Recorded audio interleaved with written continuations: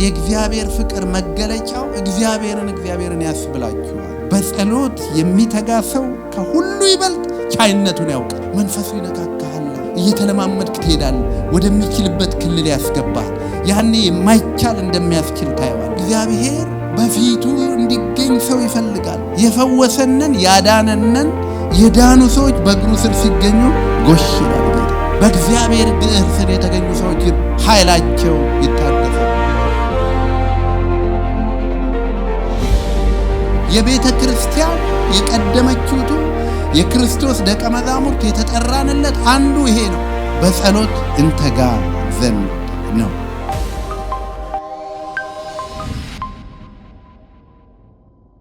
እግዚአብሔር ይመስገን። እንደ እግዚአብሔር ልብ የሆነ ሰው ማን ነው? በጸሎት የሚተጋ ሰው ነው። ምን ማለት ነው? የእግዚአብሔር ፍቅር መገለጫው እግዚአብሔርን ያስብላችኋል።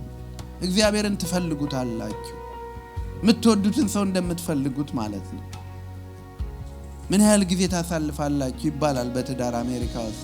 ባለፈው ጥናት እንደተሰራው 20 ደቂቃ የአማካዩ ባልና ሚስት 20 ደቂቃ ነው የሚነጋገሩት ተደምሮ። ሁሉ ኮርስ ስጪኝም ደህና ዋልሽ የሚለው ተደምሮ ማለት ነው። ህብረታችንን ማየት ይቻላል ማለት ነው። ሌላ ነገር ብዙ ነገር ይወስደናል ማለት። ከእግዚአብሔር ጋርስ ምን ያህል ደቂቃ ከተባለ ደግሞ እንደየቤታችን ይለያያል። ግን እግዚአብሔር በፊቱ እንዲገኝ ሰው ይፈልጋል። የፈወሰንን ያዳነንን የዳኑ ሰዎች በእግሩ ስር ሲገኙ ጎሽ ይላል ጌታ። ታስታውሳላችሁ 10 ለምጻሞች ነበሩ ሉቃስ 17 ላይ 10ም ተፈወሱ። ሁላችን እዚህ ያለነው እንደተፈወሰ፣ ግን አንዱ ብቻ ተመለሰ። አንዱ እግዚአብሔር አያችሁ የሺህ መላእክት ጌታ እኮ ነው። ሰው በዛ አልበዛ ክብር እኮ ያመጣለትም፣ ግን አያቸው 9 የታሉ አለ ይቆጥራል ጌታ።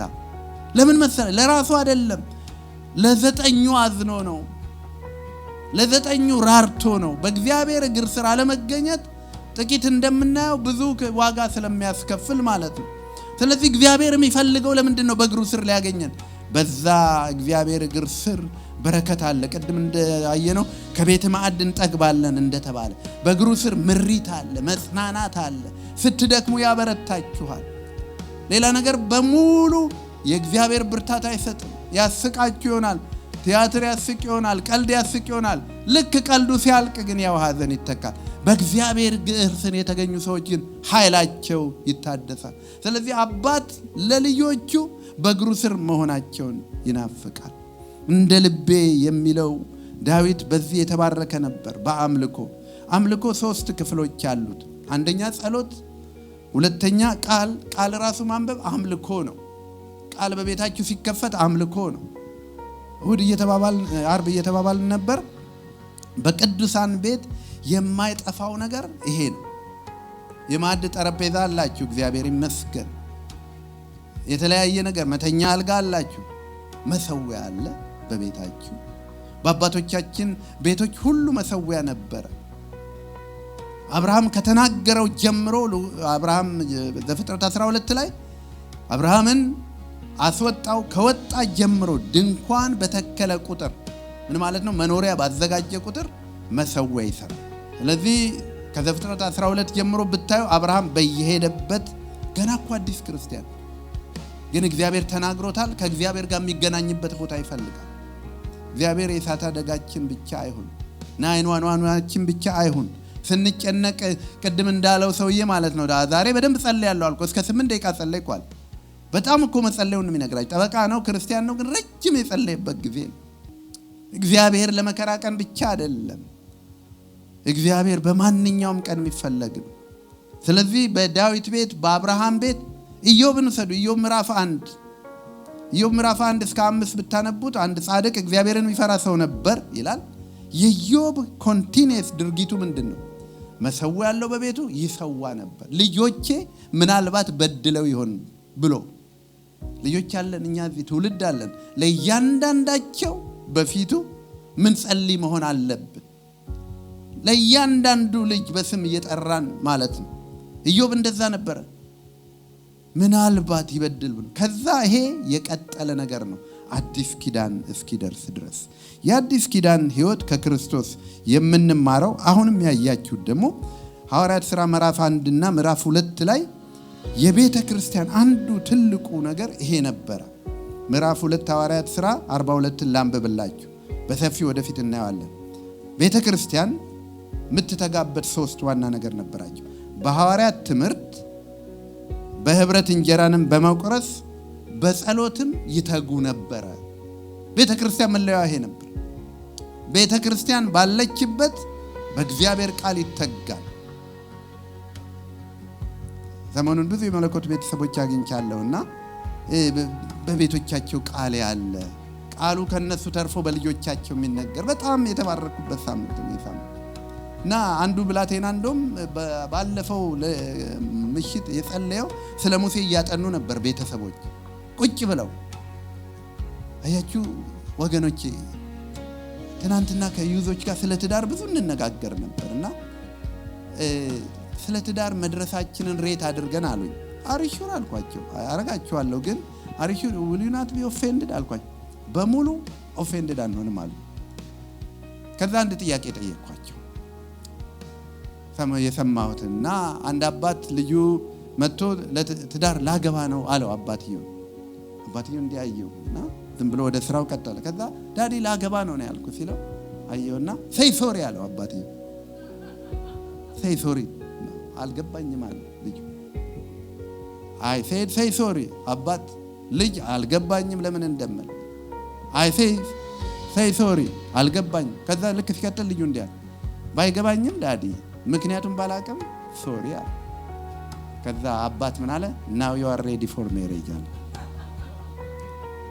ትዳር ሳታጠፋ ይቅርታ የምጠይቅበት ቦታ ነው ለማለት ነው። የእድገትህ ብስለት የሚታወቀው አንዱ ይሄ ነው። እና ትናንት የነበሩትን ወጣቶች ከኔ ጋር ይሄን ታሪክ ነገርኳቸውና ስለ ትዳር ሬት አድርገን ስላሉ እስኪ ሶሪ የምትለው ከ1 እስከ 10 አልኳቸው። በጣም ሆነስት ናቸው እንደምታውቁት። አንዳንዱ አንድ ነኝ አሉ። ሶሪ ማለት ትልቅ በጣም እኮ ሰዓት የሚያወርዱ ናቸው እዚህ መድረክ ላይ እኮ። እና ግን ሶሪ ማለት እንትኔ በጣም ትንሽ ነው አሉ። አንዳንዱ 5፣ አንዳንዱ 2 ሰዎች ከፍ ያለ ሰጡና እንግዲህ አሁን በሰማችሁት እነዚህ ሬዲ ናቸው አልኳቸው። ማለት እንድናድግ ጌታ ይፈልጋል። በእድገታችን የሚለካበት ነገር አለ። ዋናው ማደጊያው ስፍራ ግን ከእግዚአብሔር ጋር ህብረት ማድረግ። ዲቮሽን አላቸው ብዙዎቹ፣ እግዚአብሔር ይመስገን፣ ለእግዚአብሔር የተሰጡ ናቸው፣ እግዚአብሔር ይመስገን። ይሄ ግን እንዴት ሆነ ካላችሁ ቅድም የነገርኳችሁ የክርስቲያን ቤተሰብ ስለ ሙሴ ያጠናሉ ቤታቸው፣ ቋሚ ማለት ነው። ስለ ሙሴ ሲያጠኑ አንድ ብላቴና ትናንሽ ናቸው፣ እድሜያቸው በጣም ትናንሽ ነው። ሙሴ ከእግዚአብሔር ጋር ይነጋገር እንደነበረ ሰማና መጨረሻ ላይ የጸሎት ርዕስ ሲባል እኔ ልክ ሙሴ እንደተነጋገረው መነጋገር እፈልጋለሁ። አይሮፕላን አላለም እንደ ልጅ የዲዝኒ ምናምን ወሰዱኝ ምናምን አይደለም። እኔ ሙሴ እንደተነጋገረው መነጋገር እፈልጋለሁ። የኔ በረከቶች እነሱ እንደሆነ ታውቃላችሁና ምን አላሉ ሲጸልይ በኋላ እኔ ብቻ አይደለሁም ደግሞ ፓስተርንም ልክ ካንተ ጋር እኔ እንደምነጋገረው እንዲነጋገር እርዳዋል። ግን ምን ልላችሁ መሰለኝ፣ ፋሚሊ እግዚአብሔርን በመሰዊያው ቤታቸው ካስገቡት ልጆች ይተዋወቃሉ። አንዳንድ ቤተሰቦች እዚህ አሉ አሁንና የሚስት እናት ወይ የባል እናት ቤት ውስጥ አሉ። ልጆች ያውቋቸዋል አያውቋቸው? ይነጋገራሉ አይነጋገሩ? ወደው ነው ቤት ናቸው ያሉ። እግዚአብሔር ቤትህ ካለ ልጆች እያዩት ያድጋሉ። እግዚአብሔር የሚመለክበት ቤት ከሆነ እያመለኩ ያድጋሉ። ሌላስ ቫልዩአችን ሌላ ቫልዩ የሚነገረውን በሙሉ ይወስዳሉ። እና በሐዋርያቱ ይሄ የተለመደ በሐዋርያት ትምህርት ይተጉ ነበር። ፕሪቺንግ መሆን የለበትም። ልጆቻችሁ ጋር ግን የሆነ ቡክ ወስዳችሁ ጃሽዋን አሁን እያጠናን ነው፣ ቸርች አደራ ብለናል። ብዙ ቤተሰብ እያጠናን ነው፣ አብራችሁ አጥኑ። ከዛ ይሄ ያደገ ይሄዳል። አንዱ የቸርች ስጦታ ይሄ ነበር። ሁለተኛ ደግሞ እንጀራን በመቁረስ ይተጉ ነበር። በቤተሰብም በቤተ ክርስቲያንም አንዱ እግዚአብሔር ኤክስፔክት የሚያደርገው ህብረት እንዲኖረን ነው። እንጀራ እንድንቆርስ፣ ሶሻል እንድናረግ፣ ላይፍ ኤንድ ግሬስ ሼሪንግ። ቅድም ፍሬ ያለው የምንካፈለው ግሬስን ብቻ አይደለም፣ ፕሪቺንግ ብቻ አይደለም፣ ላይፍን እንካፈላለን። መከራ ቢኖር፣ ደስታ ቢኖር፣ እረፍት ቢኖር እንካፈላለን። ከቅዱሳን ጋር ስትገናኙ የማትካፈሉት ነገር የለም። ተምራችሁ ትሄዳላችሁ፣ ተካፍላችሁ ትሄዳላችሁ፣ ልባችሁ ሞቋል። ሶስተኛውና ዋናው ነገር ግን በጸሎትም ይተጉ ነበር። የቤተ ክርስቲያን የቀደመችውቱ የክርስቶስ ደቀ መዛሙርት የተጠራንለት አንዱ ይሄ ነው። በጸሎት እንተጋ ዘንድ ነው እና በቤታችን በጸሎት ልንተጋ ይገባናል። ሉቃስ 11 አውጡልኝ። ሉቃስ 11 ከአንድ ጀምሮ እንዲህ ይላል። እርሱም ይላል ጌታችን መድኃኒታችን ኢየሱስ ክርስቶስን ነው። በአንድ ስፍራ ምን ያደርግ ነበር?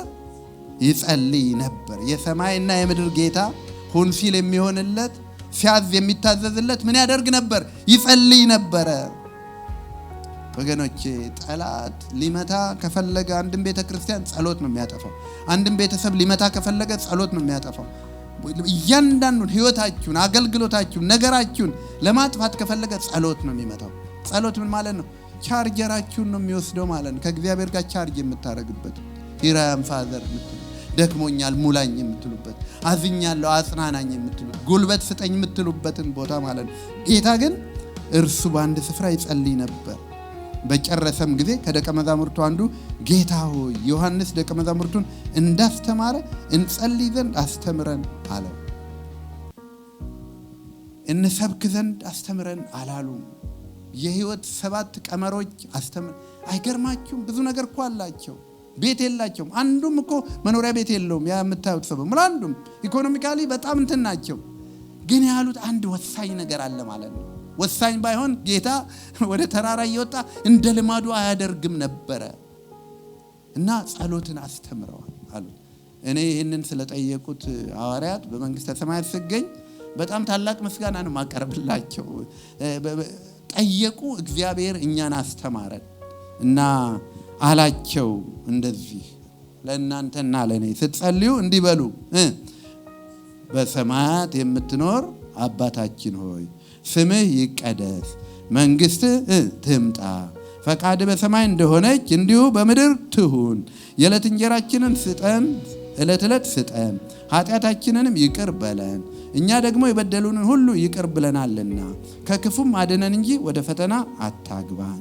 እንዲህም አላቸው፣ ከእናንተ ማናቸውም ወዳጅ ያለው በኩለ ሌሊት ወደ እርሱ ሄዶ ወዳጄ ሆይ 3 እንጀራ አበድረኝ፣ አንድ ወዳጄ ከመንገድ ወደ እኔ መጥቶ የማቀርብለት የለም ይላልን? ያም ከውስጥ መልሶ አታድክመኝ፣ አሁን ደጁ ተቆልፏል፣ ልጆቼም ከኔ ጋር ባልጋ ላይ አሉ፣ ተነስቼ ልሰጥ አልችልም ይላልን?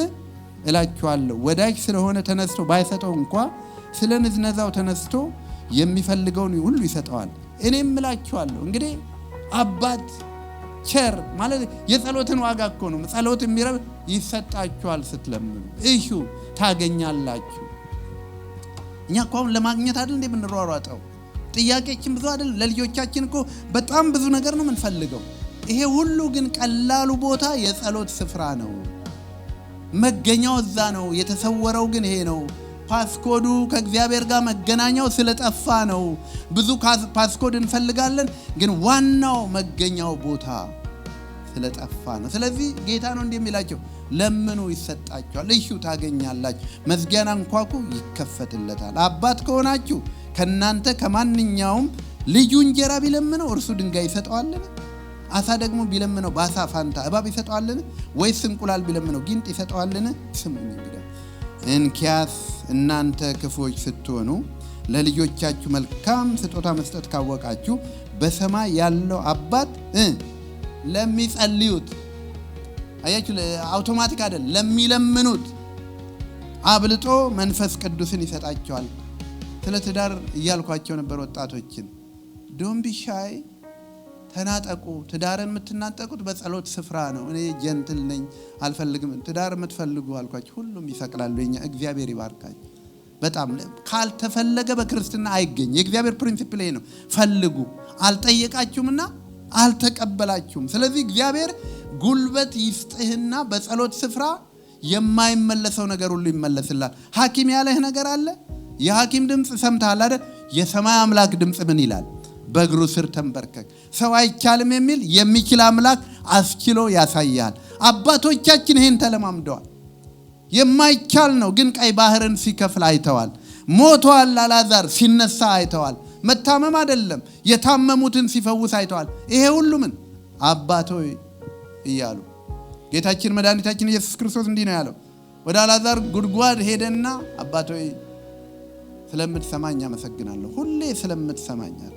ስለሰማኸኝ አለ። ከዛ ሁሌም ስለምትሰማኝ አመሰግናለሁ አለና ምን አለ? አልዓዛር ሆይ አለ። አባቱ ሰማው። ክብር ለእግዚአብሔር። ዛሬ ከቤተ ክርስቲያን የተነጠቅነው ዋናው ነገር ምንድነው ካላችሁ ዋይፋይ ኮዱ ነው። ከእግዚአብሔር ጋር የምንገናኝበት ምርኮ የምናስመልስበት ሀገር ሰላም እንዲሁም ብዙ ሰዎች የሚተጓሉ ሀገር ሰላም ማድረጊያው ግን ዋናው በእግዚአብሔር ፊት እንደ ፈቃዱ የሚንበረከኩ ሰዎች ናቸው። ጤና ሐኪም የመጨረሻ ትእዛዝ፣ ለሰው የማይቻል ለእግዚአብሔር ይቻላል። ሰው የማይችለውን ተፈውሰን በህይወት ምን እንኖራለን። ከብዙ ሰዎች እንዳንተ መኖር አለበት የተባልን ሰዎች አለ። እኔን ማታቁኝ ካላችሁ እንዲህ ተብዬ ለረጅም ዘመን ታመሜ ኖር ያለው 8 ዓመት የአውሮፓ ሐኪሞች በደንብ በቃ በጥሩ የሚንከባከቡ እንደዛሬው ሳይሆን በጣም አክመውኛል። በጣም የሚገርም አይነት ነው። ግን መጨረሻ ያሉኝ ይሄንን የሶፋገስ ላልቷል፣ እንዲህ አይነቱን ነገር በፍጹም አይቻልም። በቃ ስለዚህ የሁከቱ ሁሉ ምክንያት ያ ነው። ከምናምን ሺህ ሰዎች አላስታውሰውም አሁን ከ10 ይሁን ከምናምን ሺህ ሰዎች አንዱ እንደዚህ አይነት እድል አለው። ስለዚህ መኖር የምትችለው እየተጠነቀቅክ ብቻ ነው ብለውኝ ነበር። ይኸውላችሁ ለሰው የማይቻል የሚችል አምላክ አቁሞናል። እኔና ጽይ ልጅ አትወልዱም ተብለን ነበር ኦፊሻሊ ሐኪሞች በገጠመን አንዳንድ መከራ ምክንያት መከራውንም ሽሮ ልጅም አትወልዱም ባሉት ሐኪሞች አዋልዶ 4 ደርሰን ቆመናል። በቀደም መለኮት ቅዱሳን ቤተሰብ አንደኛው ወንድም ለፓስተር እንዲህ ብሎ ጸልይ አልኳቸው አይደል? አንዱ ደግሞ ታናሹ አሉ እኔም ጸልይ ያለው ለፓስተር አለና እሱ ደግሞ ሌላ ልጅ እንድትጨምርላቸው ፈልጋል። አሜን አላልንም። እኔና ግን እኛ እንኳን ጌታ በፈቀደው እንላለን። ቤታችን ያሉት 4ቱም ግን ኖ ነው የሚሉት ማለት እና እግዚአብሔር ሁሉን ቻይ ነው። በጸሎት የሚተጋ ሰው ከሁሉ ይበልጥ ቻይነቱን ያውቃል። መንፈሱ ይነካካል። እየተለማመድክ ትሄዳለህ። ወደሚችልበት ክልል ያስገባል። ያኔ የማይቻል እንደሚያስችል ታየዋለህ ማለት። ስለዚህ ጌታ እንደዚህ ነው የሚላቸው። ከጌታ ጸሎት ካልተማርን ከማን እንማራለን?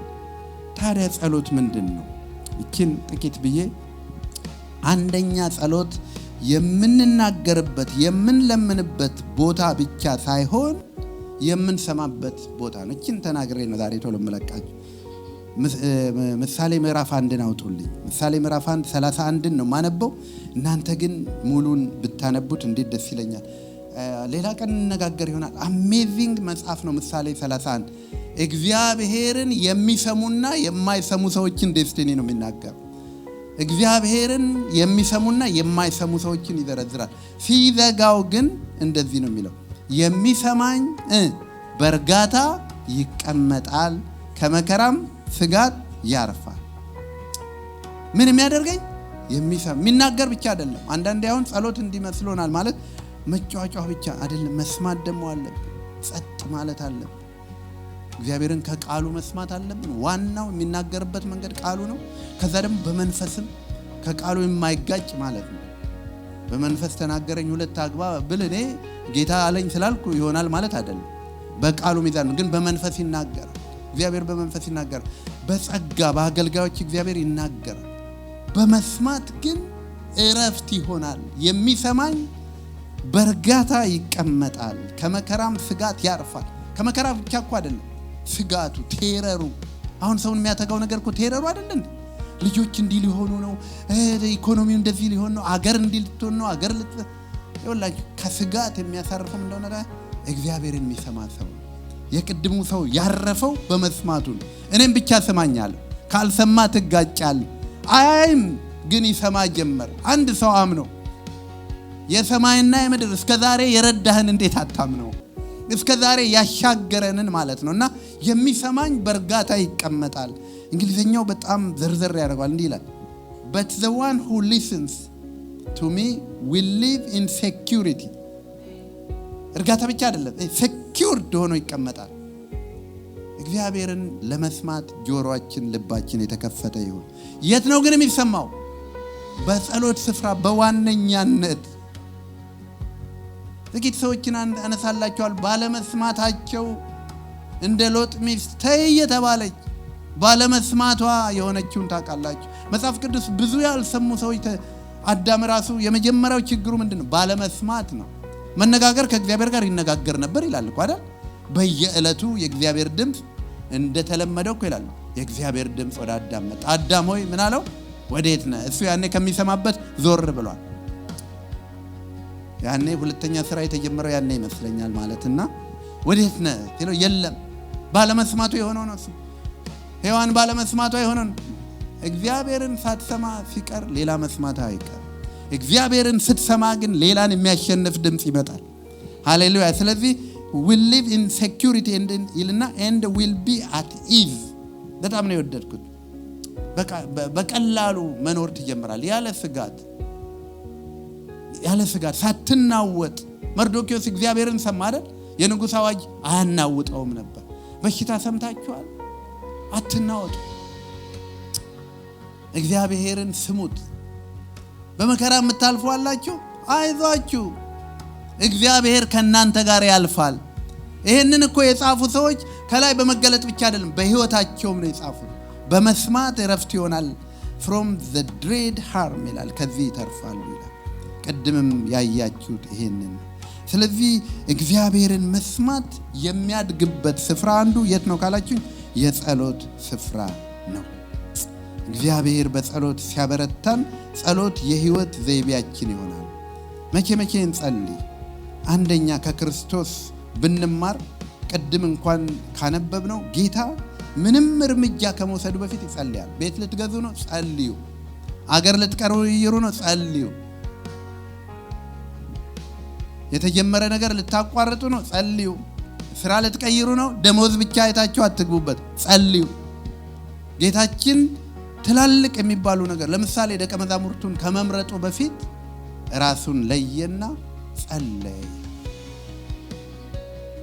ኤኒ ሜጀር ዲሲዥን ጌታ ካለ ጸሎት አይወስድም፣ ይጸልያል። እባካችሁ ጸልዩ። በህይወታችሁ በምታደርጉት ዋና እርምጃዎቻችሁ በሙሉ ጸልዩ። ሉቃስ 6:12 እስከ 13 ላይ እንደዚህ ይላል። በእነዚህም ወራት ይጸልይ ዘንድ ወደ ተራራ ወጣ፣ ሌሊቱን ሁሉ ወደ እግዚአብሔር ሲጸልይ አደረ። በነጋም ጊዜ ደቀ መዛሙርቱን ጠራ፣ ከነርሱም 12 መረጠ፣ ደግሞም ሐዋርያት ብሎ ሰየማቸው። እኛ እኮ አሁን የብዙ ውሳኔዎቻችን እኮ እንትን ተባራሪ ነው። ከሰው ከሰማን እንወስናለን። በጆሮ ነው የምንወስነው፣ በስሜት ነው የምንወስነው። እና ብዙ ጸጸት አይቻለሁ፣ ብዙ ሀዘን አይቻለሁ፣ በጣም ብዙ። እዚህ ሀገር እንደመጣው በጣም የሚቀርቡኝ እህቶች ነበሩ፣ ከጀርመን ነው እነሱም የመጡት። አትላንታ ስላለው ኑሮ ርካሽነት ሰሙ። እውነት ነው፣ በዛን ዘመን በጣም ርካሽ ነበር ከዲሲ በጣም። እና ወደ አትላንታ ልንሄድ ነው። ከዛ በቃ ሰምተዋል። አይ ሪሜምበር 2 ቤድሩም ያለው ከ500 ብር በታች ነበር። ስራም ከዲሲ የተሻለ ነበር። ሄዱ። ግን 10 ነው 11 ወር ነው የፈጀባቸው ተመልሰው ለመምጣት። ከሰው ሰምቶ መሄድ፣ ኢኮኖሚን ሰምቶ መሄድ፣ ዜናን ሰምቶ መሄድ መጨረሻው ላይ ጊዜ ማባከን ይሆናል። እግዚአብሔርን ሰምተው የሄዱ ግን በድል ይሄዳሉ። እግዚአብሔርን ስትሰማ ሁኔታው ጥሩ ላይሆን ይችላል። እግዚአብሔር ሂድ ካለ ግን ስትሄድበት እግዚአብሔር መልካም ያደርጋል። እግዚአብሔር የሌለበት ደግሞ ነገሮች አትራክት ስላረጉን ብቻ አንወስንም። ጌታ ለዚህ ነው ሌሊቱን ሙሉ የሰማይና የምድር ጌታ እኮ ነው፣ ግን ሌሊቱን ሙሉ ይጸልይ ነበር። እና ቅድም ኔት እንደጠየቀን ክርስቲያኖች ነን አልን አይደል? ክርስቲያን ምን ማለት ነው? ክርስቲያን ምን ማለት ነው? የክርስቶስ ተከታዮች። ክርስቲያንስ የተባልነው ለዚህ ነው። በቃ ተከታዮች፣ እሱ የሚያደርገውን የምናደርግ፣ እሱ የሚያደርገውን የምንኮርጅ፣ ቢ ኢሚቴተርስ ኦፍ ክራይስት የተባለው ለዚህ ነው። እሱ ያደረገው ጌታ ከጸለየ አስቡት። ህይወታችሁ ወደሚቀጥለው ወደ ታየላችሁ ለመሸጋገር በማንኛውም ጊዜ ጸልዩ። አንድ እንዳልኩት በማንኛውም ውሳኔ። ሁለተኛ ግን በጣም ልቤን የሚነካው በዚህ ጨርሳለሁ፣ አንዳንዶቻችሁን እያየኋችሁ ስለሆነ ነገሩም አየሩም ስለሚያደክም፣ በችግርና በመከራ ወቅት ጌታ ይጸልያል። ሉቃስ 22ን አውጡልኝ። በጣም ሙሉን አንብቡት። ወደፊት እዚህ ኖቴም ላይ ያስኩት እባካችሁ ሙሉን አንብቡ የሚል ነው። እኔ ግን ምዕራፍ 22 ጥቂቱን አነበዋለሁ። ጌታ ኢየሱስ ክርስቶስ የመስቀል ሞት በፊቱ በሚመጣበት ሰዓት ነው። በጣም በታላቅ ምልጃ በእግዚአብሔር ፊት የሚጸልይበት ጊዜ ነው እና ከ39 እስከ 40 ብቻ ያለውን አነበዋለሁ። እንዲህ ይላል። ወጥቶም እንደ ልማዱ ወደ ደብረ ዘይት ሄደ፣ ደቀ መዛሙርቱም ደግሞ ተከተሉት።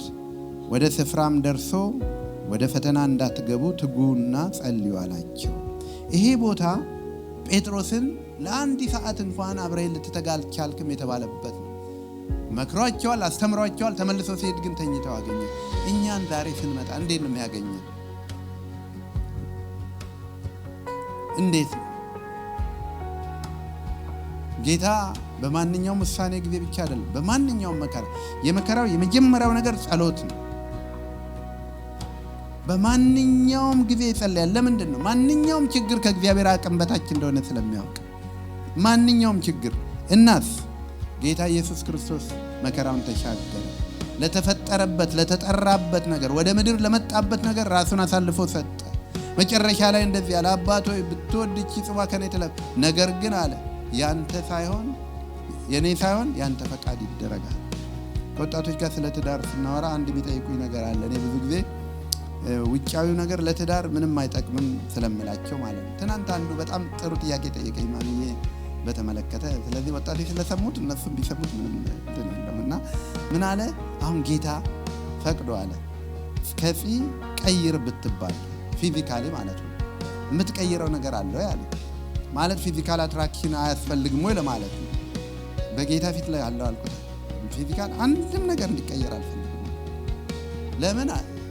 እኔ ፊዚካል ያጣሁት ነገር የለም። በቃ ማለት አፍንጫ ያጎደለው ነገር የለም፣ ጆሮ ያጎደለው ነው። ይሄ ከውጭ የምታዩት ነገር ያጎደለው የለም። ጉድለት ቢመጣ ከየትኛው ነው? ከውስጠኛው ሰው ነው። ስለዚህ ቀይር ከተባለ ከዚህ በፊት እኔን መጀመሪያ ውስጠኛዬን እና የሚጠይቁት ጥያቄ በጣም ደስ የሚል ጥያቄ ነው ማለት ነው። እና በእግዚአብሔር ዘንድ እንዲህ ያልኩት መጨረሻ ላይ ይሄ ነው ፖይንቴ። ይኸው ለአንተ መሻት ይኖርሃል አልኩት። በግልም ጊዜ ነበረን ከአንዳንዶቹ ጋር በጣም ጥሩ ጊዜ ነበር። አንተ መሻት ይኖርሃል አልኩት፣ ግን ለጌታ ተውለት አልኩት። ለምሳሌ ረጅም አጭር እንዲያ ዘማሪ ሰባኪ ሚል ሊኖራችሁ ይችላል፣ ግን ለእግዚአብሔር ተውለት። ብትወደው እንኳን ለእግዚአብሔር ሰዋለት። ጌታ እንደዚህ ነው ያለው። በጸሎት ስለነበረ ህይወቱ የጸሎት ስለሆነ እንደዚህ አለ። ተቸግሯል እኮ እንደ አምላክ አይደለም የተሰቀለው፣ ታውቃላችሁ አይደል? እንደ ሰው ነው። እና ብትወድ ይህች ጽዋ ከን የደም ላብ እኮ አላ ምዕራፍ 22ን ሙሉን አንብቡት ባካችሁ። የደም ላብ አላቧል። ግን አንድ ነገር አለ ቤዚክ በክርስትና፣ አባት ሆይ ብትወድ ይህች ጽዋ ከኔ ትለፍ፣ ነገር ግን አለ ያንተ ፈቃድ እንጂ የኔ አይሆናል። በክርስትና ህይወት ጉልበት የምናገኘው በፍቅር እንድንኖር፣ በትዕግስት እንድንኖር፣ በአገልግሎት እንድንኖር የሚያስችለን ምንድነው ካላችሁ በእግሩ ስር የምናገኘው ጉልበት። ያ መከራውን ያስወጣል፣ ያ ማዕበሉን ያስወጣል። ጌታችን ኢየሱስ ክርስቶስ እዚህ ላይ እሱ ወጣ፣ ሐዋርያቱ ግን ተበተኑ። ዋናው ጉድለቱ ምንድን ነበር? ሐዋርያቱ በሞራል ነበሩ እንጂ በመረዳት አልነበሩ። ለዚህ እኮ ነው በኋላ ኃይልን እስክትቀበሏል። አሁን በስጋችሁ ኃይላችሁን አይታችኋል። የስጋ ኃይል የታወቀ ነው። ዘራፍ በማለት ክርስትና መኖር አይቻልም። በሰው ጉልበት በሰው ዕውቀት ክርስትና መኖር አይቻልም። ኃይልን እስክትቀበሉ አላችሁ። ያኔ በመንፈስ ቅዱስ ቁጥጥር ስር ሆኑ። እነዛው የፈሩ ሰዎች ቅድም ያነበብኩላችሁን ዝቅ ብዬ ባነብላችሁ ጴጥሮስ በሺዎች ፊት ቆሞ ወንጌልን ሰበከ። በአንዲት ሰራተኛ ፊት የካደ ሰው፣ ሰይፍ ያነሳ ዋጋልሃለሁ ሞትልሃለሁ ያለ ሰው በአንዲት ሰራተኛ ፊት እንደዛ የሆነ አላቆም ያለ ሰው በሺዎች ፊት ቆመና እኔ አዘጋጅቼው ነበር፣ እኔ ለእናንተ ምነግራችኋል፣ እናንተ በእጃችሁ ሰቅላችሁ ይገደላችሁታል። ሙሉ ወንጌልን ተናገረ። በሺዎች የሚቆጠሩ ዳኑ። ልዩነቱ ምንድነው? በጸሎት ቆዩ፣ በመንፈስ ቅዱስ ኃይል አገኙ።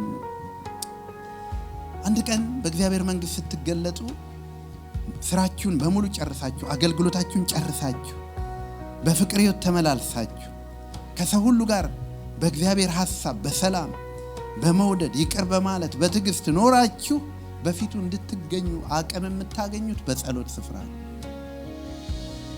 ያለዛ አይቻልም። በጸሎት የነበሩ ናቸው ወንጌልን እስከመጨረሻው ያሮጡት። በቅንጦት የነበሩት አይደሉም። በግሪኩ በመናም በዶክትሪን ቅድም ኔትሮ አድርጎ ብሎታል። እነዛ በሙሉ ወገኖቼ ዋናው ሰውን በእግዚአብሔር ፊት የሚያቆየው በጸሎት ውስጥ ነው። በጸሎት ደግሞ መናገር ብቻ ሳይሆን መስማትን ለምዳለ። መስማት የለመደ ሰው ደግሞ የእግዚአብሔር ድምጽ ያሳርፈዋል። ዓለም ስትናወጥ እናንተ እረፍ ትላላችሁ። ለምን? እግዚአብሔርን ሰምታችኋላ። ዙሪያችሁ በሙሉ ይናወጣል፣ እናንተ ግን አትናወጡም። ለምን? የሰማችሁ ድምጽ ስላለ ማለት ነው። እንነሳና ለምንድነው ይሄ ጸሎት ሰውን የሚሰራው ካላችሁ አንድ ነጥብ እናገራለሁና በዛን ጨርሳለሁ። እግዚአብሔር በእርሱ ላይ እንደምትታመኑ ማወቅ ይፈልጋል። ጸሎት የሚያሳየው አንዱ ይሄንን ነው። ስትጸልይ አሁን ወደፊት እንኳንና ይጸልይ ሲባል ክብር ጥሎ እኮ ነው የምትወጡት። ታውቃላችሁ አይደል? አሁን አንዳንድ ወጣቶች ለትዳር እንኳን ይጸልይ መለኮቶች እኮ በጣም የተለዩ ስለሆኑ ነው። እኔ አንዳንድ ቦታ ሴት ጠይቃለሁ ስለ ትዳር አስተምረን ብለው ጋብዘውኝ ከዛ ትዳርን የምትፈልጉ እጃችሁን አውጡ ስል 10 ሰው ያወጣም። ለምን? ጎን ያለችው ልጅ ትፈልግ ልታየኝ ነው ይላል። ገብቷችኋል? እሷ ፈልጋ ትምጣኝ ነው አልፈልግም። ያም እንደዛ ነው የሚለው። ለጸሎት ራሳችሁን ስታቀርቡ ራሱ እንኳን የትህትናና ባንተ ላይ ነው የምመካው። ጌታ እኮ ለዚህ ነው እንዴት ዕለት እንጀራችንን ስጠን ብላችሁ ጸልዩ ይላል። ጌታ የዓመት አይሰጥም እንዴ? ለምን የወር አይሰጥም? እግዚአብሔር በሱ ላይ እንድትታመን ይፈልጋል። ለወር አግኝቻለሁና አልፈልግም እንድትል አይፈልግም። እግዚአብሔር የዕለት እንጀራችንን ስጠን ዛሬ። አያችሁ፣ ዕለት የሚሰጠው እግዚአብሔር፣ እንጀራ የሚሰጠው እግዚአብሔር እንደሆናችሁ እንድታውቁ ይፈልጋል። እና አንዳንዴ ነገር ገፍቶባችሁ ነገር አስጨንቋችሁ ቶሎ አልመለስ ካላችሁ እግዚአብሔር የበለጠ ከእናንተ ጋር ጊዜ ፈልጎ ቆይቼ እግዚአብሔርን እሱም እንደዚህ አይነት አምላክ